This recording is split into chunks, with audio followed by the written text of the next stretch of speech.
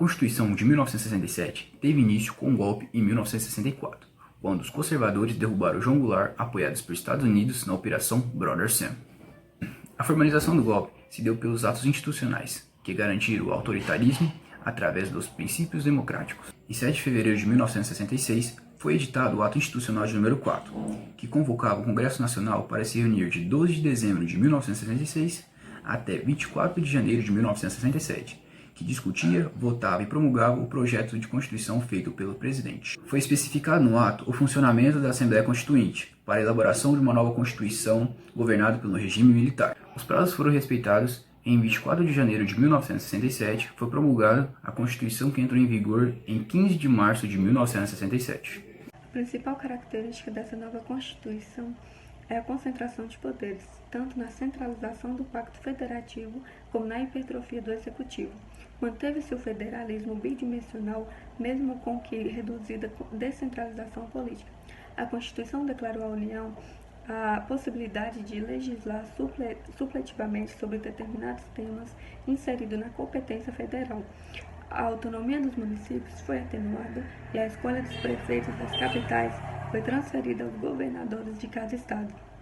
E a dos prefeitos dos municípios declarados de interesse da segurança nacional pelo presidente da República.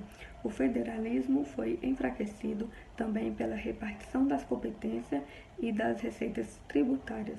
O poder executivo foi fortalecido com a disposição da competência para a edição de decretos com a força de lei em matéria de segurança nacional ou finanças públicas.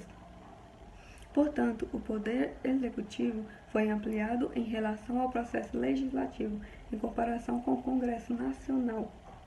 O recrudescimento da ditadura. Os militares que governavam o país se dividiam em 2 grupos ideológicos, de um lado os linha dura e do outro os moderados.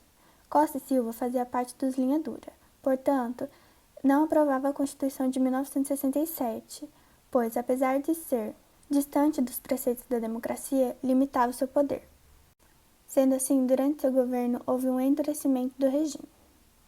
Um discurso feito pelo deputado Márcio Moreira no Congresso, que propunha boicote à parada de 7 de setembro, foi um pretexto para a reação que ocorreu no dia 13 de dezembro de 1968, em que foi convocada uma reunião do Conselho de Segurança Nacional que instituiu o AI-5. O ato institucional número 5 foi o mais infame, permitindo ao presidente extinguir o Congresso Nacional, cassar mandatos, intervir no Estado, suspender habeas corpus e cessar os direitos políticos dos cidadãos por até 10 anos. Embora a Constituição de 1967 tenha sido mantida, dali para frente ela não teria nenhuma força para limitar o poder. Com o passar dos meses, Costa e Silva passou a modificar a Constituição vigente. Foi possível observar que a Constituição de 1967 tinha sido largamente emendada por atos institucionais.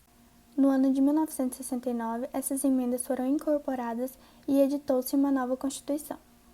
Em um primeiro momento, a Constituição de 1969 corresponde aos anos de chumbo do governo Médici, período de maior repressão da ditadura, com tortura generalizada e fora de controle. Neste período, o Brasil vivenciou uma grande fase de crescimento econômico graças ao cenário externo. Dessa forma, foi fortemente estabelecida a propaganda do milagre econômico e o lema Brasil, ame-o ou deixe-o. Em um segundo momento, a Constituição de 1969 vivencia um lento processo de distensão do regime durante o governo de Geisel e Figueiredo. No final de seu mandato, Geisel e o Congresso aprovam a ementa número 11, revogando os atos institucionais e complementares. Para lhe suceder, foi escolhido pelos militares o general João Batista de Figueiredo, o qual continuou o processo de apertura e aprovou a Lei da Anistia e a Lei Orgânica dos Partidos Políticos, encerrando o bipartidarismo e formando alguns partidos políticos que atuam até hoje, como o PT e o PMDB. E, por fim, o terceiro momento da Constituição de 1969 começa com a derrota da Arena nas eleições indiretas de 1985 para a presidência da República e a escolha de um presidente civil. Transcorre durante o governo de José Sarney até a Constituição de 1988 entrar em vigor.